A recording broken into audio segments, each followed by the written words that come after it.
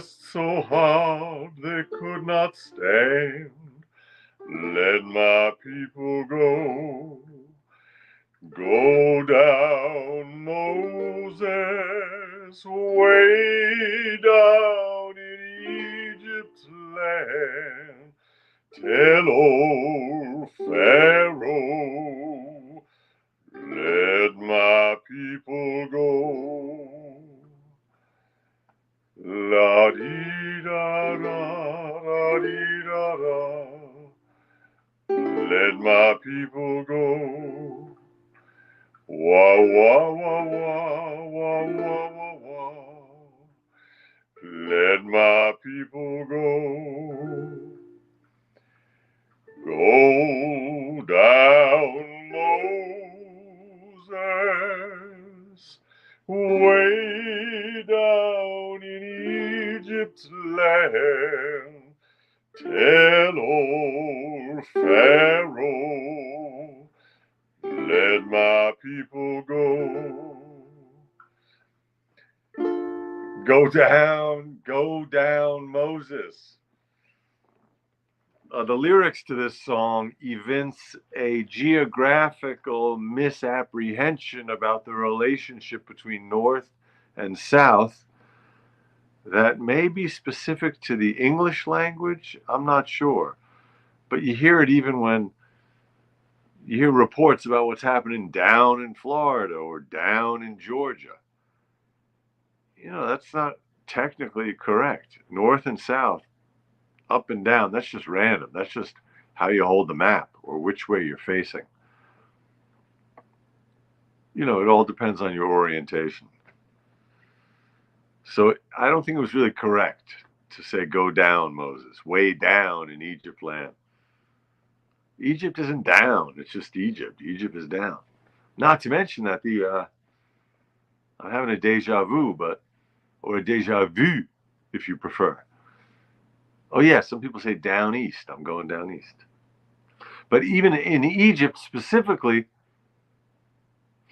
down the Nile is north, because that's one of those rivers that flows north. So go down the Nile means go north. So yeah, that's a better idea, to go sideways. Look at it sideways. Honestly, I just opened the book to that page. I wasn't feeling particularly Mosaic or Egyptian or Old Testament-y or Passover-y. I don't know. It was a challenging day.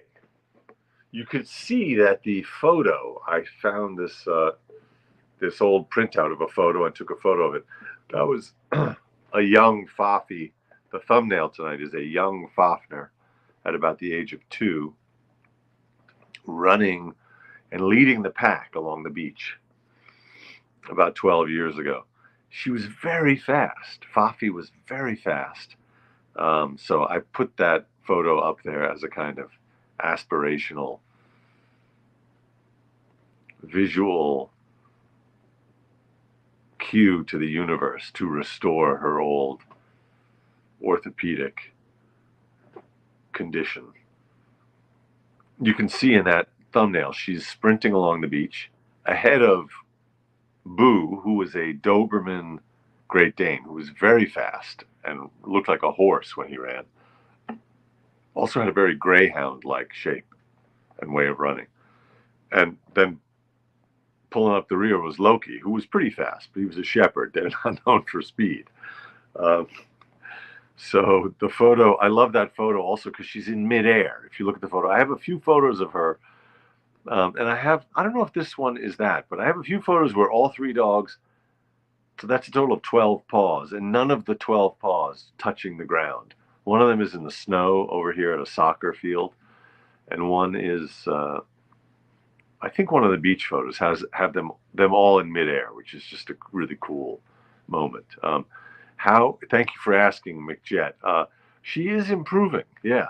Her legs are improving. She's starting to she's getting restless, I think, so she's starting to drag herself along. Her rear legs aren't doing much in the way of locomotion, but they are showing some signs of waking up. But then today, a bad thing happened, which is I'd never seen this in her before, and I don't know that it's related. And I called the vet, but she had a seizure, which they then told me, it was brief, but it was a real seizure with all of the symptoms. I've never seen a seizure, honestly, in a person or a dog. It was pretty startling. She was napping. We were both napping. Well, I was watching a series. She was napping next to me. And suddenly she was like, you know, she was foaming at the mouth. She was shaking. Her arms and legs were moving. She lost, bladder and bowel control. She was just, you know, um, full on seizure. But I spoke to the vet, and the vet said the things to look out for if the seizure lasts more than 5 minutes, or if she has more than this one seizure in the space of 24 hours, then you got a real problem. But so far, so good. And that seizure lasted all of 2 minutes.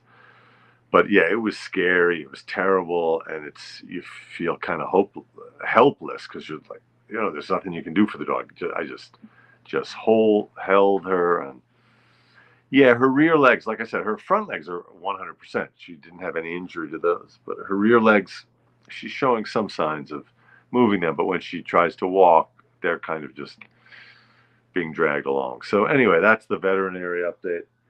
She's doing fine, but that seizure was scary.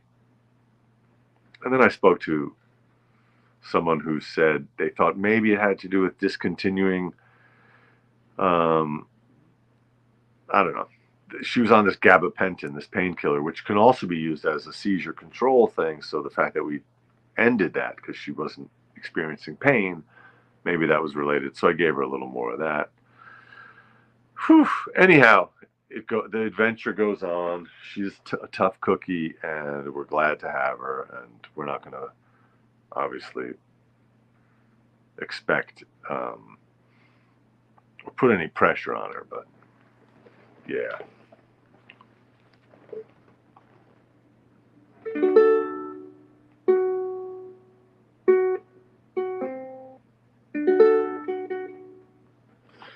All right, I don't know what we're going to sing yet. Today is now. That is true. Today is now.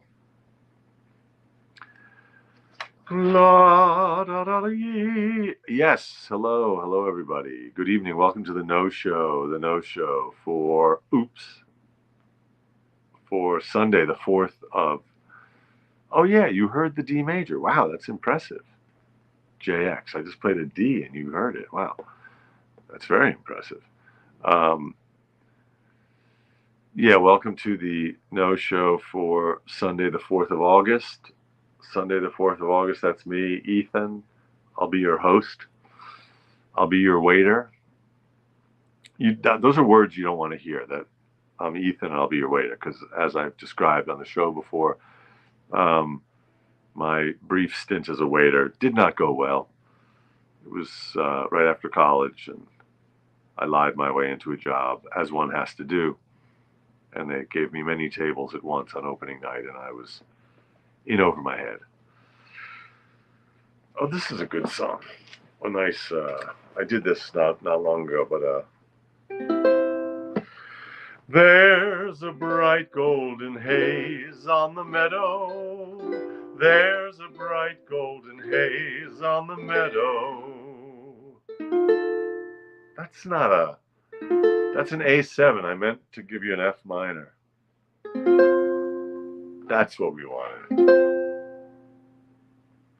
Bright golden haze on the meadow. There we go. The corn is as high as an elephant's eye, and it looks like it's climbing right up to the sky. It says right up to the sky, but I know it's clear up to the sky. I'm almost 100% sure in the original.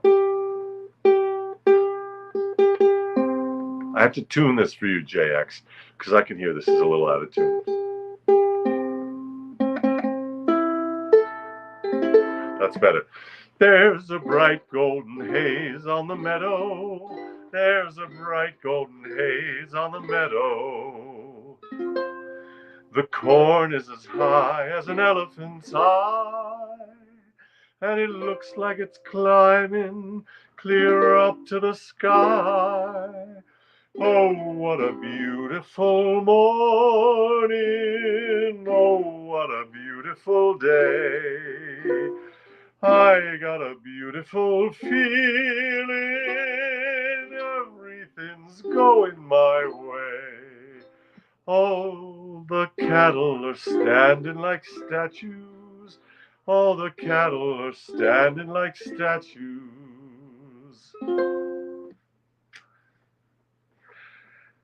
They don't turn their heads as they see me ride by, but a little brown maverick is winking her eye.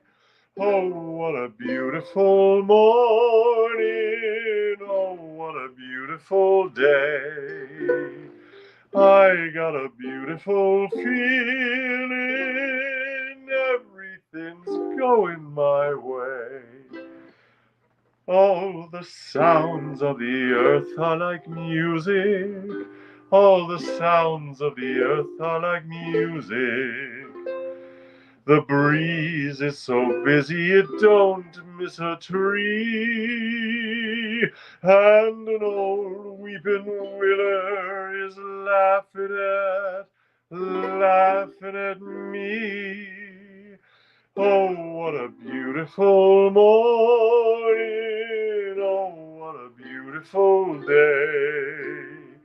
I got a beautiful feeling. Everything's going my way. Oh, what a beautiful day. I got to do the ending there because I was fudging. There was an F sus chord. I was just skipping that. That's the chord. Okay, let's do the ending one more time, where I don't fudge any of the chords. Oh, what a beautiful morning. Oh, what a beautiful day. I got a beautiful feeling. Everything's going my way. Okay, big finish. Oh, what a beautiful day.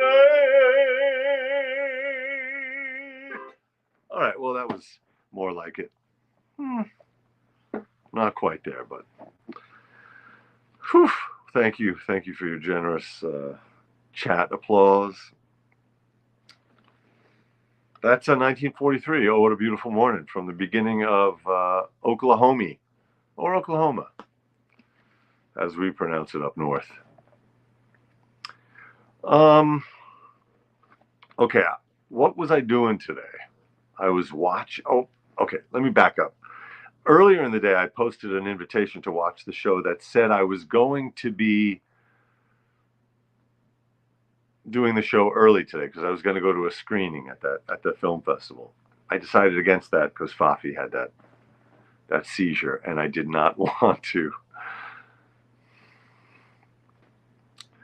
Mike Todd said of Oklahoma, no legs, no jokes, no chance. Oh, that's interesting. I don't know who Mike Todd was. I guess he was a reviewer. Nailed the dismount. That's funny. Oh, how about Simone Biles? I think that's her name, but Simone Biles holding up her gold medal and tweeting, enjoying my black job. Maybe the greatest troll post ever. Incredible. Oh, okay, married to Liz Taylor. That's funny.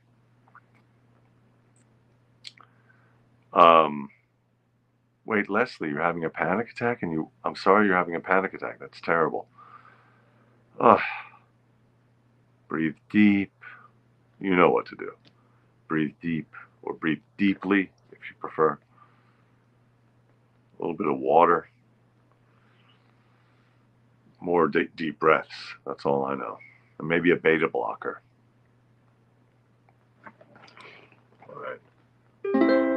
All right, next time I do that song, I'm gonna do a vocal warm-up.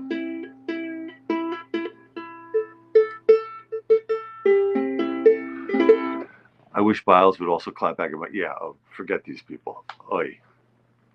Yeah. Yeah. Clapping back, that's an interesting popular phrase. I like it. All right, so I was going to go to that screening tonight, made by a filmmaker from Barcelona who lives in New York, who I met at the Schmooze event the other day. But I decided I couldn't leave the house because of her condition. So I stayed home and continued watching this series. I recommend it highly. It's on Netflix. I think it's Showtime Presents. So the producer is Showtime, but it's on Netflix. It's called Your Honor, and it stars Bryan Cranston of Breaking Bad fame. I think he won a bunch of Emmys for that, at least 2 Best Actors. What a great actor.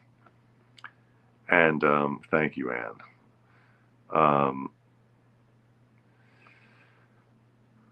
The show Your Honor, it also has Michael Stuhlbarg, I think that's how you say his last name, Michael Stuhlbarg, who was in Boardwalk Empire and has been in a ton of series, and is just a great actor. And was recently on Broadway, I think. Was he playing Lenin or Stalin, or it was something about Russia? I didn't end up seeing it. But great actor. So the two of them, it's just a great cast. The show is called Your Honor. Oh, Mary, you watched it. Nice. Am I right? Oh, yeah, it was good. It's really good. I'm all caught up. I mean, I'm caught up in it. I'm not caught up, so don't tell me what happens. But I'm motoring through season 1. It's been like a year or 2 since I did that thing of getting into a series and binging it. In part because I read my friend Giulio's book last summer, Giulio Gambuto, who wrote the book Please Unsubscribe, Thanks. Little plug for my friend Giulio. His book, Please Unsubscribe, Thanks, is just out in paperback. So if you didn't read it last summer, it's a great book. It's kind of about unplugging, touching dirt, as they say, reclaiming control of your time by not falling victim to this subscription economy where so many companies and services and apps get you to sign up, so they're constantly vying for your attention and your dollars, and we cede autonomy over our own lives by signing up for the automatic this or the automatic that. So one of the things I did after I read the book, part of why I think it's a great book is like I guess in the self-help genre, or in the satirical self-help genre, sometimes things can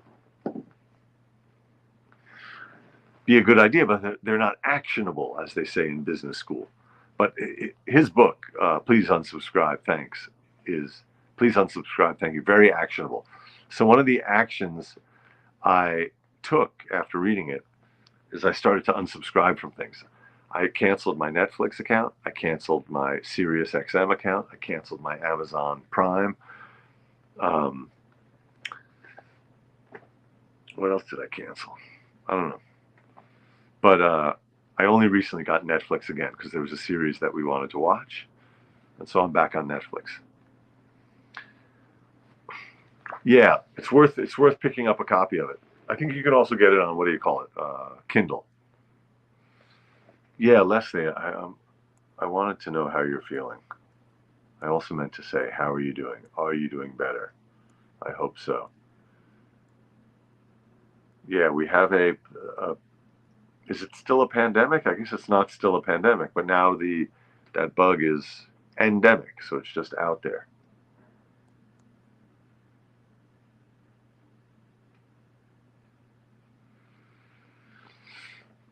Jay explains, scrolling back, A440, right? The A, that A on the tuning fork, 440 hertz. A is the fifth of a D major, and you're on the uke. Oh, so you can hear the A, and then you hear that. Interesting. All right. Oh, I forgot to look up that D5 flat 7 that I was threatening to look up the other day. All right, that reminded me.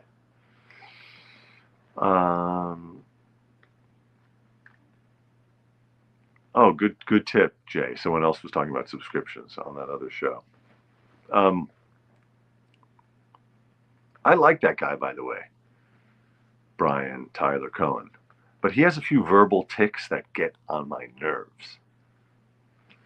One of them is that he says, that having been said, or having said that, that is a waste of words. There's no time in your life, whether you're talking extemporaneously or reading something that you wrote or answering a question or interviewing someone, you never have to say the phrase, having said that, or to that exact point. That's another thing he always says, to that exact point.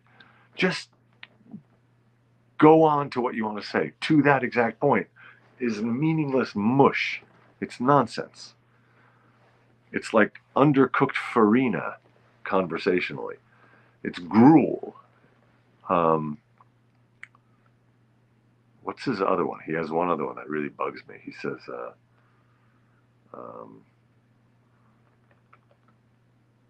anyway, but everyone has their tics. I'm sure I have mine.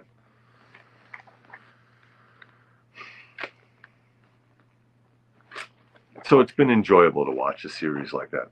I have 3 auditions due. One's due Monday, one's due Tuesday, one's due Wednesday. The first one is due 11 a.m. tomorrow. So that's what I'm going to be doing in the morning, recording that audition. Let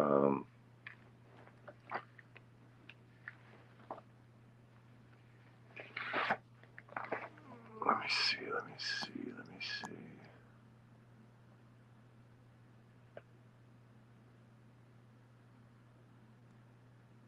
Yeah, he says that all the time. Thank you. I'm glad other people noticed.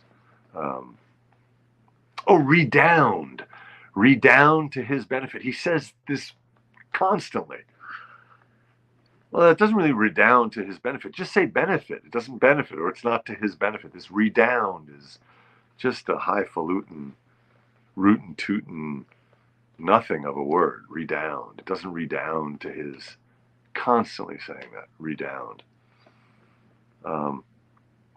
And here's another one. And this is weirdly, I don't know who started this, but here's a phrase that these guys are saying all the time. Quite literally. They say quite literally. Now, of course, a lot has been said and written about how people are misusing the word literally. They're using it in exactly the wrong situation these days. A lot of people do that. What they mean is very. They say literally when they mean very. So they end up misusing literally because they say literally when they mean figuratively. Like he was literally on fire today. That interview was literally on fire. So they mean figuratively. But he and that Ben Mizels, they say, they'll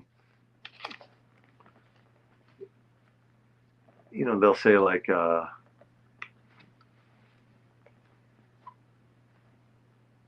he's quite literally the most corrupt or whatever. They'll say quite literally. It's just this bizarre combo of words that they're always using and misusing, quite literally.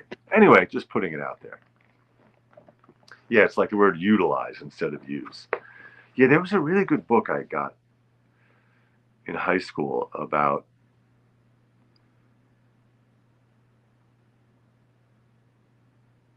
I think was it The Elements of Style? No, writing. On Writing. Was it called On Writing? It gave a lot of examples of these things. This was a 1980s thing, a mid-80s critique of language getting complicated and messy in this particular way, just like the utilize instead of use. So the example, it was called On Writing Well. That was the title, On Writing Well. Zissner, I think, was the author. And the example he gave that I never forgot was apparently George Bush, the daddy, at one point, instead of saying the word now, but by the way, Jill Lewis says word salad, but word salad, unfortunately, word salad itself has become one of those cliches. Because whenever these people, especially these left wing YouTubers who I listen to and I'm a fan of, when they want to critique someone and say someone is speaking unclearly, they say that's word salad. But I kind of feel like, well, maybe not, but word salad, I don't know, that phrase has started to bug me. Yes, drunken white was the other one that went along, was a good companion to that on writing well. Anyway, George Bush, Daddy Bush, said, instead of the word now in one of his speeches, he said, at this juncture of maturation. That was a quote from his speech. At this juncture of maturation. And the author pointed out that that just means now. So kind of took the cake. La da da da da da da da. Yes, at this juncture of maturation, I should sing another song. Ever watched Josiah, Pondering Politics? I have not watched Josiah. Is it worth watching? 1,000 Points of Light. Was that Bush Daddy? Bush baby.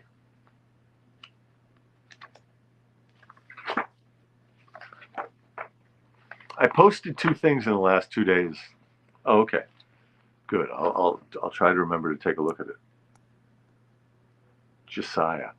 A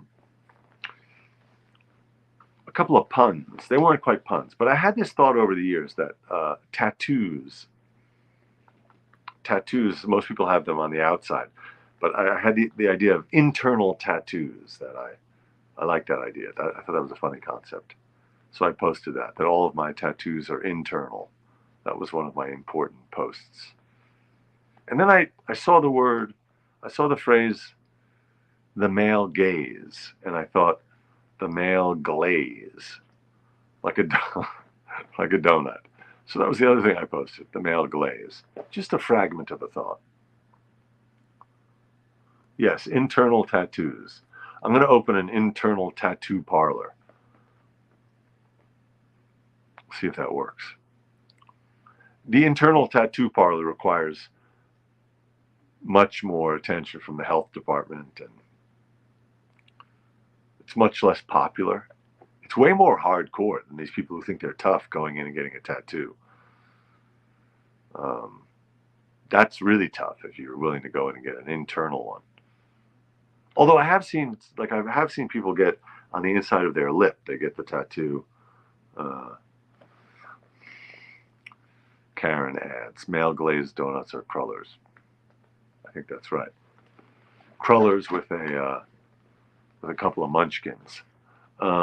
Yes, you won't be there, Blue Lady. I don't think many people will be patronizing the internal tattoo parlor. I'm still looking for another song to sing.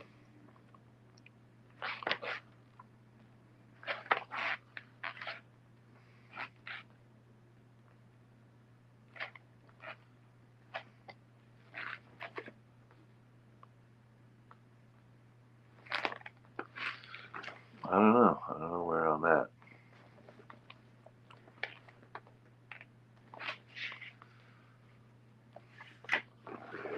Baby face, you've got that cutest little baby face. That's a disaster to sing that song that way. Having said that, and to that exact point. Thank you, Mary. That's a good one. Having said that, and to that exact point, you are quite literally going to make $1 million. So $1 million are going to redound to me. Oh, is that Katie from Haiti? We once saw Bobby Short sing that song at the Carlisle Cafe. The one time I saw Bobby Short live at the Carlisle Cafe, we requested that song because I was with a Katie at the time, and we requested it, and he played it. That was pretty cool. Bobby Short of blessed memory. who was a master of all that American songbook repertoire. Repertoire. Ain't she sweet? See her walking down the street. She asks you very confidentially, ain't she sweet? All of me, why not take all of me? Can't you see I'm no good without you? Take my lips, I wanna lose them. Take my arms, I'll never use them. Your goodbye left me with eyes that cry. How can I go on, dear, without you?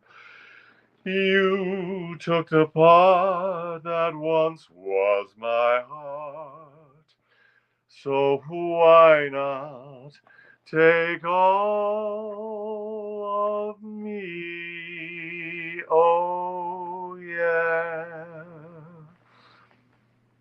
All right, that was the outro tonight, an a cappella version of All of Me. All of Me from 1931. 1931. Can anyone in the chat name Herbert Hoover's vice president without Googling? No Google allowed.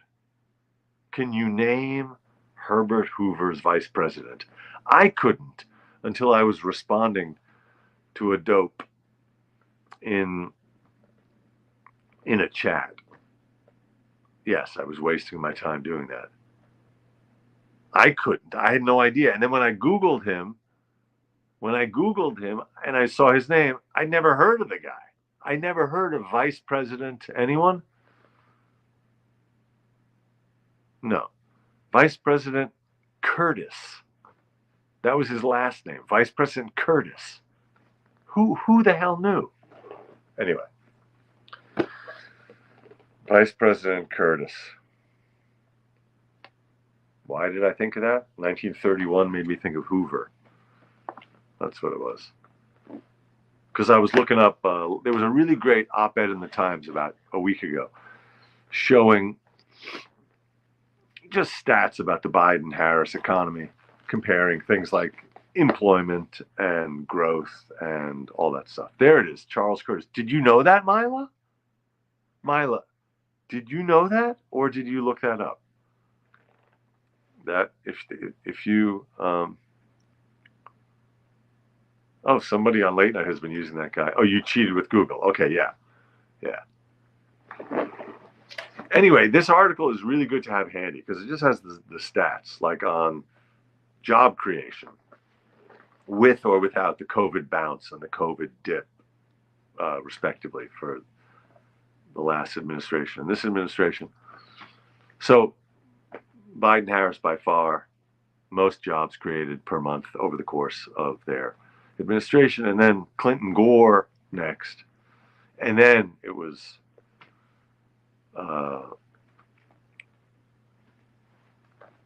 in third place was the 2016 to 2020, the nameless one, and Hoover Curtis way down at the bottom. But if you include the COVID bump for Biden-Harris and the COVID dump for 2016 to 2020, then 2016 to 2020 is all the way in the basement, having actually lost 60,000. I think it's 60,000 a month on average. Anyway, there we go. And I'm going to wish you a good night. All of me, yes, all of me, take all of me. It's a gruesome song if you think of it literally. I agree, Neuro, and you make a good point. I appreciate all of you tuning in. I appreciate your eyes and your ears. Thank you very much for being a part of this little party that we throw every night at 9. I will see you again every night at 9, any night at 9, whenever you want to be here. pop in, and I'll be here. Every night at 9, it's the No Show. I am Ethan. Thank you very much for tuning in. Bye, Mary. Bye, everybody. Have a great night.